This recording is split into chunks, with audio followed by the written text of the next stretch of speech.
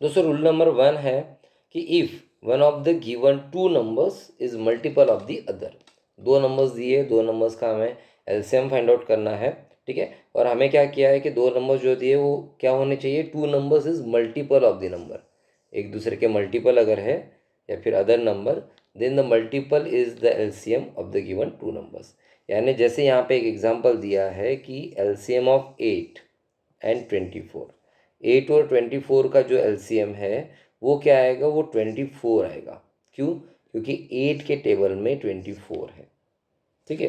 जैसे 8 का टेबल अगर बोलते हैं, 8 वन ज़ा 8, 8 टू ज़ा 16, 24, तो 24 क्या हो गया, एलसीएम हो गया। अब कैसे? How? सर आप तो कुछ भी बोल सकते हो।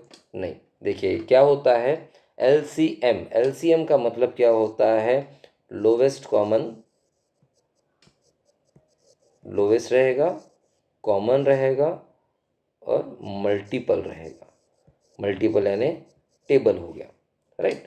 तो लोवेस्ट कॉमन मल्टीपल, अब लोवेस्ट कॉमन मल्टीपल अगर है तो सपोज मैं क्या करता हूँ, यहाँ पे दो नंबर्स दिए जिसका हमें एलसीएम फाइंड आउट करना है, एक है 8 और एक है 24, राइट। तो 8 का टेबल बोलेंगे, 8 वन ज़ा 8, 8 टू ज़ा 16, 8 थ्री ज़ा 24, और यहाँ पे 24 ऑलरेडी एक है, तो ये 24 24 क्या हो गया, ये कॉमन मल्टीपल्स अगर है और सबसे छोटा भी है, ठीक है। इसीलिए ये आपको बात ध्यान में रखनी है कि अगर सपोज कोई भी ऐसे दो नंबर्स है जो एक दूसरे के टेबल में आते हैं, छोटा नंबर जो भी रहेगा उसका मल्टीपल बड़ा नंबर रहेगा, ठीक है। जैसे फिर एग्जांपल्स कौन से हैं, 6 है, 24 है, तो 6 के टेबल में 24 आता है, 6 फोर ज़ा 24, तो 6 और 24 का एलसीएम क्या आएगा, 24 आएगा, ठीक है। सपोज 6 36 है, 6 एंड 36 है, तो 6 के टेबल में 36 आता है, राइट, और 6 के टेबल में 6 भी आता है और 36 भी आता है, राइट, और 36 के टेबल में भी 36 आता है, तो ये दोनों का कॉमन हो गया, इसलिए 36 उसका एलसीएम होगा। अगर कोई भी नंबर है 8 है और यहाँ पे 40 है, ठीक है, तो ये होगा क्या, इसका एलसीएम क्या होगा, तो 8 के टेबल में 40 है कि नहीं वो हमें देखना है, तो 8 फाइव ज़ा 40, ठीक है। सबसे पहले क्या करना, ऐसे अगर दो नंबर्स दिखे आपको तो पहले कंपेयर करना उसको कि अरे छोटे नंबर के टेबल में बड़ा नंबर आता है क्या। अगर छोटे नंबर के टेबल में बड़ा नंबर आता है, दिखाई देता है, तो सीधा उसका एलसीएम 40 हो जाएगा, ठीक है। ज़्यादा सोचने की ज़रूरत नहीं पड़ेगी आपको। तो कॉम्पिटिटिव एग्ज़ाम के लिए अगर आपको प्रिपेयर होना है तो उसके लिए आपको ऐसी ही ट्रिक्स ज़रूरी है, ठीक है। नेक्स्ट देखते हैं रूल नंबर 2। सेकंड रूल है कि अगर दो numbers, if two numbers are coprime numbers, then their product is their LCM. अगर दो नंबर्स को प्राइम नंबर्स है, कैसे है, को प्राइम नंबर्स है, तो उसका जो एलसीएम रहेगा वो उसका प्रोडक्ट रहेगा। जैसे यहाँ पे एग्जांपल दिया है 5 और 8, ठीक है। ये ऐसे दो नंबर्स है कि जो को प्राइम है। अब को प्राइम का मीनिंग क्या होता है, तो को प्राइम यानी क्या कि इन दोनों का भी हाईएस्ट कॉमन फैक्टर जो है वो 1 रहेगा, राइट। अगर देखो 5 के टेबल में 8 नहीं आता है और 8 के टेबल में 5 नहीं आता है, राइट, इसका मतलब उसका कॉमन फैक्टर 1 है, राइट। सिंपल मेथड है, यानी नहीं फिर सर वो टेबल पढ़ के देखना होगा वगैरह वगैरह, नहीं नहीं नहीं, कुछ भी ज़रूरत नहीं है। क्या सोचना, क्या दिमाग में रखना कि 5 के टेबल में 8 आता है क्या, 8 के टेबल में 5 आता है क्या, नहीं आता है, राइट। तो सीधे सीधे क्या होगा, इन दोनों का प्रोडक्ट, ठीक है। क्योंकि 5 के अगर फैक्टर्स भी हम निकालते हैं तो 5 के फैक्टर्स है 1 इंटू 5, और 8 के फैक्टर्स है 2 इंटू 2 इंटू 2, राइट। कॉमन कुछ भी नहीं आता है, right, only 1 is common, okay. So 1 अगर कॉमन आता है तो वो को प्राइम नंबर्स हो गए, ठीक है। अब को प्राइम नंबर्स है तो इसका जो एलसीएम है वो फाइंड आउट करना बहुत आसान है। सीधे क्या करना है हमें, 5 इंटू 8 कर लेना है, 5 इंटू 8, सो 40 इसका आएगा एलसीएम, ठीक है। अगर कोई एक एग्जाम्पल है, सपोज 6 और सपोज लेते हैं 10, ठीक है। अब 6 के फैक्टर्स कौन से हैं, 6 के और 10 के फैक्टर्स, ये को प्राइम नंबर है क्या, ये पहले देखेंगे। तो 6 के फैक्टर्स अगर मैं देखता हूँ तो 1 कॉमा 2, कॉमा 3, कॉमा 6। ठीक है, ये हो गए उसके फैक्टर्स। 10 के फैक्टर्स देखते हैं। 10 के फैक्टर्स है 1, कॉमा 2, कॉमा 5, कॉमा 10। यहाँ पे देखिए 1 जो है कॉमन आ गया और 2 भी कॉमन आया। 1 एंड 2 बोथ आर कॉमन, तो ये को प्राइम नंबर्स नहीं हुए। ठीक है, को प्राइम नंबर्स नहीं है, तो इसके बारे में थोड़ा सा और एक रूल है, वो मैं आपको बाद में बताऊंगा। ठीक है, लेकिन पहले हमें क्या ढूंढना है कि वो को प्राइम्स है या नहीं है। जैसे 7, 5 और 7 है, राइट। 5 और 7 है, तो 5 के अगर फैक्टर्स निकालते हैं 1 एंड 5, 7 के फैक्टर्स निकालते हैं 1 एंड 7, तो दोनों का भी कॉमन क्या आ रहा है, 1 आता है। तो अगर 1 कॉमन आता है तो इट इज़ अ को प्राइम नंबर, और को प्राइम नंबर अगर है तो उसका एलसीएम यानी उसका डायरेक्टली प्रोडक्ट 5 7 35। ठीक है, वेरी सिंपल। प्रॉपरली ध्यान रखो कि अगर दो को प्राइम नंबर्स दिख रहे हैं आपको तो उसका डायरेक्टली प्रोडक्ट कर दो। ठीक है, नेक्स्ट रूल देखते हैं, रूल नंबर 3। रूल नंबर 3 क्या बता रहा है कि रूल नंबर 3 में है कि अगर एलसीएम निकालना है दो प्राइम नंबर्स का, ओके, दो प्राइम नंबर्स है और उनका एलसीएम निकालना है मुझे, तो मैं क्या करूँगा, सीधे सीधे 7 इंटू 11, क्योंकि 7 और 11 ये दो नंबर्स है, 7 and 11 both are prime numbers. अगर दोनों प्राइम नंबर्स है तो इसका जो कॉमन फैक्टर आता है वो 1 ही आता है, जैसे हमने रूल नंबर 2 में देखा कि अगर को प्राइम नंबर्स है, राइट, और प्राइम नंबर्स तो ये को प्राइम ही आएंगे, राइट। तो 7 और 11 जो है इसका प्रोडक्ट वो आ जाएगा 77। अगर 5 है 7 है, 5 7 ज़ा 35। अगर 11 है 13 है तो 11 13 ज़ा 143। तो इस प्रकार से इनका एलसीएम होगा। ठीक है, एचसीएफ 1 रहेगा और एलसीएम उसका प्रोडक्ट रहेगा। ठीक है, रूल नंबर 4 देखते हैं। दोस्तों रूल नंबर 4 क्या कहता है, बहुत इजी है कि अगर एलसीएम आपको निकालना है दो कॉन्जिक्यूटिव नंबर्स का, अगर दो कॉन्जिक्यूटिव नंबर्स का आपको अगर एलसीएम निकालना है, तो जैसे कॉन्जिक्यूटिव नंबर्स यानी क्या, तो एक के बाद एक आने वाले नंबर्स, राइट। सपोज 8 है, 8 के बाद 9 आता है, राइट। तो 8 9 ज़ा 72, डायरेक्टली उसका प्रोडक्ट ही करना है हमें।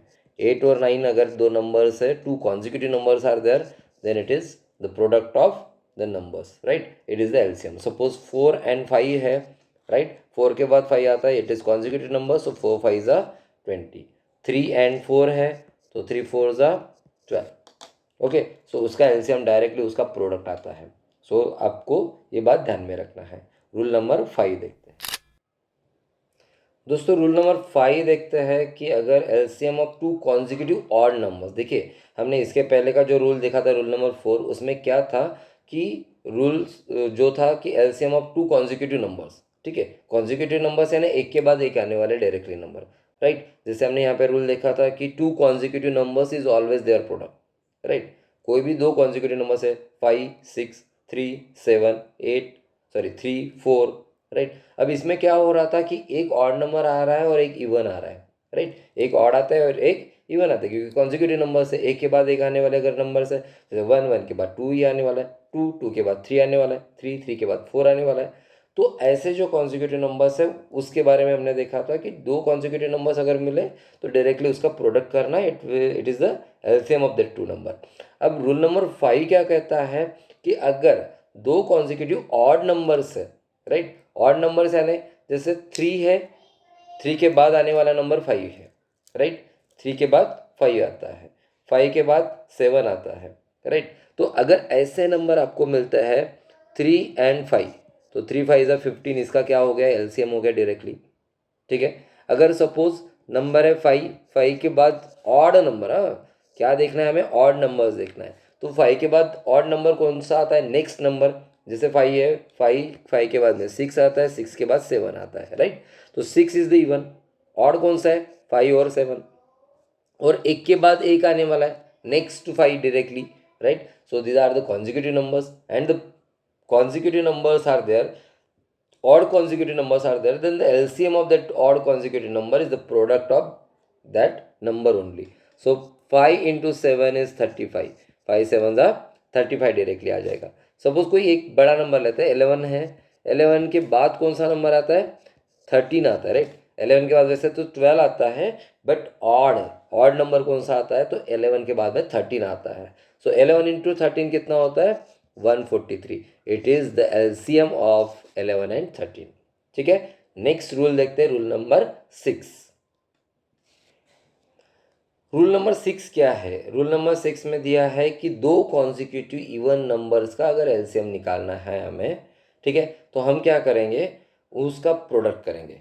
ठीक है, हाफ ऑफ देयर प्रोडक्ट, उनका क्या है, the LCM of two consecutive even numbers is always half of their product. ठीक है, अब जैसे इवन नंबर जो है, इवन कॉन्जिक्यूटिव नंबर अगर सपोज लेते हैं तो 2, 4, 6, 8, 10, राइट। अब सपोज 2 और 4 दो कॉन्जिक्यूटिव नंबर्स है, इसका अगर इनका एलसीएम निकालना है तो 2 इंटू 4 इक्वल्स टू 8 आ गया, और 8 का अगर हाफ करते हैं तो 2 4 ज़ा 8, राइट। यहाँ पे तो डायरेक्टली आ रहा है क्योंकि 2 के टेबल में 4 आता है।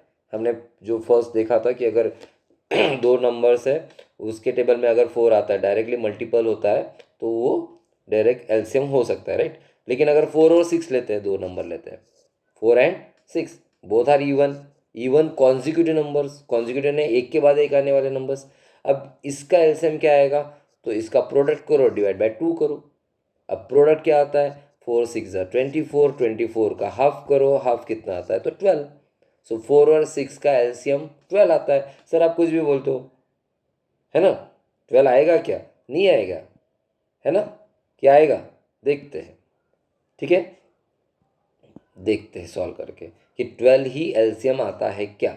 ठीक है, तो 4 का टेबल यहाँ पे लिखते हैं, 4 1 ज़ा 4, 4 2 ज़ा 8, 4 3 ज़ा 12। अब 6 का लिखते हैं, 6 1 ज़ा 6, 6 2 ज़ा 12। देखिए सबसे छोटा कॉमन मल्टीपल जो है 4 और 6 का, वो 12 ही आया है, राइट। अब क्या होता है, छोटे छोटे नंबर्स का तो हम इजीली फाइंड आउट कर लेते हैं, लेकिन जो बड़े नंबर्स रहते हैं, अब ठीक है, इसका क्या ज़रूरत है कि रूल नंबर 6 क्यों चाहिए। सर आप डायरेक्टली, हम अगर प्रोडक्ट भी कर सकते हैं, बहुत सारे टीचर्स ऐसे करते हैं कि हाँ डायरेक्टली क्रॉस मल्टीप्लिकेशन करो और सॉल्व कर दो। लेकिन क्या होता है, जब कॉम्पिटिटिव एग्जाम आप देते हो, 60 मिनट्स रहते हैं, 50 क्वेश्चंस रहते हैं, 50 क्वेश्चन 60 मिनट में सॉल्व करना पॉसिबल नहीं है वो लेंदी मेथड से। सो इसलिए आपके पास कुछ रूल्स, कुछ नियम, कुछ ट्रिक्स होनी बहुत ज़रूरी है, राइट। तो इसीलिए ये मैं आपके लिए वीडियो लेके आया हूँ स्पेशली, कि आप छोटे छोटे ट्रिक्स यूज़ करो और ट्रिक्स यूज़ करके डायरेक्टली आपका सॉल्व करो। अब बहुत बार क्या होता है कि क्रॉस मल्टीप्लिकेशन अगर सॉल्व करते हैं हम, ठीक है, तो क्रॉस मल्टीप्लिकेशन से क्या होता है, एलसीएम नहीं फाइंड आउट किया हमने, तो जब सिंप्लीफिकेशन, क्योंकि बहुत बार क्या होते हैं, ऑप्शंस 2 या 3 4 ऑप्शन जो रहते हैं उसमें से हमारा आंसर आता है अलग, आंसर रहता है अलग, राइट। अगर फ्रैक्शन में अगर चले गए हम, सपोज 8/3 है, राइट, और आंसर में क्या दिया है, वो ऐसा दिया, ठीक है, हमारा आंसर 8/3 आ गया, लेकिन वहाँ पे ऑप्शन दिया है 2 इंटीजर 2/3, राइट। अब आंसर तो सही है क्योंकि इसका ये क्या है, मिक्स फ्रैक्शन है। इसीलिए क्या करना कि जो भी फ्रैक्शंस है या फिर लोवेस्ट टर्म में करना है, उसके लिए भी हमें एलसीएम और एचसीएफ की ज़रूरत पड़ेगी। ठीक है, तो इस प्रकार से रूल नंबर 6 आपको ध्यान में रखना है कि अगर दो कॉन्जिक्यूटिव नंबर्स है, तो दो कॉन्जिक्यूटिव इवन नंबर्स है, तो उसका प्रोडक्ट करो और उसका हाफ करो, वो उसका एलसीएम हो जाएगा। ठीक है, जाते हैं रूल नंबर 7 के पास। दोस्तों रूल नंबर 7 है, वो है जीसीडी के बारे में। जीसीडी यानी एचसीएफ, हाईएस्ट कॉमन फैक्टर। अब यहाँ पे उसका रूल है कि अगर दो प्राइम नंबर्स है, उसका अगर हमें एचसीएफ फाइंड आउट करना है या फिर जीसीडी फाइंड आउट करना है, तो वो हर बार 1 ही आएगा। ठीक है, कोई भी प्राइम नंबर्स अगर है, उनका अगर जीसीडी निकालना है, एचसीएफ निकालना है, तो आंसर 1 आएगा। जैसे यहाँ पे एग्जांपल दिया है 13 और 17, इसका एचसीएफ फाइंड आउट करना है। ये 13 और 17 सेम टेबल में नहीं आते हैं, ठीक है, सिर्फ किसके आते हैं, जैसे अगर सपोज एचसीएफ निकालते हैं तो 13 के कॉमन फैक्ट या फिर फैक्टर्स कौन से आएंगे, तो 1 एंड 13। 17 के फैक्टर्स कौन से आएंगे, 1 and 17। So 1 is common factor, so highest भी हो गया, सो इसका एचसीएफ क्या हो गया, 1। So whenever two prime numbers are there and way to find the GCD और HCF, directly it is the 1। ठीक है, इसका आंसर आएगा 1। नेक्स्ट रूल देखते हैं, रूल नंबर 8 की तरफ चलते हैं। दोस्तों रूल नंबर 8 क्या कहता है कि अगर HCF फाइंड आउट करना है दो कॉन्जिक्यूटिव ऑड नंबर्स का। कॉन्जिक्यूटिव ऑड नंबर्स क्या होते हैं मैंने आपको पहले बता दिए कि एक के बाद एक आने वाले ऑड नंबर्स, ठीक है। अगर कॉन्जिक्यूटिव निकालने हैं दो कॉन्जिक्यूटिव ऑड नंबर से, उसका GCD निकालना है, HCF निकालना है, तो उसका आंसर आएगा 1, ठीक है। 1 क्यों आएगा? क्योंकि अगर सपोज 3 है और 3 के बाद में 5 आने वाला है ऑड नंबर, तो इसका हाईएस्ट कॉमन फैक्टर 1 आता है, क्योंकि कॉमन फैक्टर 1 ही आएगा। सपोज 5 है, 5 के बाद 7 आता है, तो 5 और 7 के फैक्टर्स अगर निकालते it is 1, it is 5, then 7 का 1 7, कॉमन क्या आ गया 1। So 1 is the HCF highest common factor. दो कॉन्जिक्यूटिव ऑड नंबर्स का GCD या फिर HCF it is always 1। Rule number 9 दोस्तों एंड तक बने रहे, और बहुत सारे रूल्स आने वाले हैं, और ऐसे रूल्स है कि आपको बहुत आसानी होगी आप पेपर सॉल्व करते वक्त, ठीक है। आप भी बोलोगे कि सर आपने क्या रूल्स बताया है, बहुत ही अच्छे बताए और हमें बहुत बेनिफिट मिला है। तो रूल नंबर 9 है कि the GCD of two consecutive even numbers, हमने देखा था कॉन्जिक्यूटिव ऑड नंबर्स का, अभी दो कॉन्जिक्यूटिव इवन नंबर्स, दो कॉन्जिक्यूटिव इवन नंबर्स यानी एक के बाद एक आने वाले इवन नंबर इज ऑलवेज 2। उसका GCD क्या आएगा? 2 आएगा। देखिए यहाँ पे 14 और 16 है, दोनों इवन नंबर्स है और कॉन्जिक्यूटिव इवन नंबर्स है। अब इसके जो भी, तो 14 और 16 इसके अगर फैक्टर्स निकाल के देखते हैं हम, 14 के फैक्टर्स क्या है 1 2 7 14। 16 के फैक्टर्स क्या है 1 2 8 4 भी है यहाँ पे, 4 8 16, ठीक है। कॉमन कौन सा आ रहा है? देखिए यहाँ पे 1 आ रहा है, 2 भी आ रहा है। इसमें से हाईएस्ट कौन सा है, बड़ा कौन सा है? सो HCF इक्वल्स टू 2। तो याद रखिए कि अगर दो कॉन्जिक्यूटिव इवन नंबर्स है, दो कॉन्जिक्यूटिव इवन नंबर्स है, तो उसका GCD यानी HCF वो हर पर 2 आएगा, और दो कॉन्जिक्यूटिव ऑड नंबर्स का HCF 1 आएगा। देखते हैं रूल नंबर 10। प्लीज़ वीडियो आखिरी तक देखिए, हो सकता है थोड़ा सा लंबा हो जाए, लेकिन आखिरी तक देखिए, एंड तक देखिए, क्योंकि और बहुत सारे रूल्स वहाँ पे ऐड होने वाले हैं। दोस्तों रूल नंबर 10 है GCD of to consecutive numbers is always 1, ठीक है। GCD यानी HCF जो है वो दो कॉन्जिक्यूटिव नंबर्स है। कॉन्जिक्यूटिव नंबर्स मीन्स कोई भी रह सकते हैं, 1 2 8 9 15 16, ठीक है। तो इनका जो HCF है हाईएस्ट कॉमन फैक्टर जो है वो 1 रहेगा। कितना रहेगा? 1 रहेगा। एग्जाम्पल लेके देखते हैं। 8 के फैक्टर्स 1 2 4 8, 9 के फैक्टर्स 1 3 9। देखिए यहाँ पे कॉमन फैक्टर क्या निकल रहा है? 1 निकल रहा है, राइट। 15 एंड 16 इसके भी फैक्टर्स निकाल के देखते हैं। 15 के आएंगे 1 3 5 15। 16 के देखते हैं 1 16 2 8 4, राइट। तो 1 2 4 8 16। अब यहाँ पे देखिए, यहाँ पे भी 1 क्या आ रहा है? कॉमन फैक्टर आ रहा है।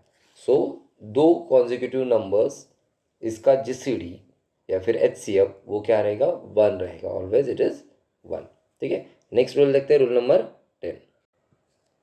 नेक्स्ट रूल देखते हैं, रूल नंबर 11 क्या कहता है कि if one of the given two numbers, दो नंबर में से कोई भी एक number is a factor of the other, वो अगर दूसरे नंबर का फैक्टर है, then the factor is the GCD of the given two numbers.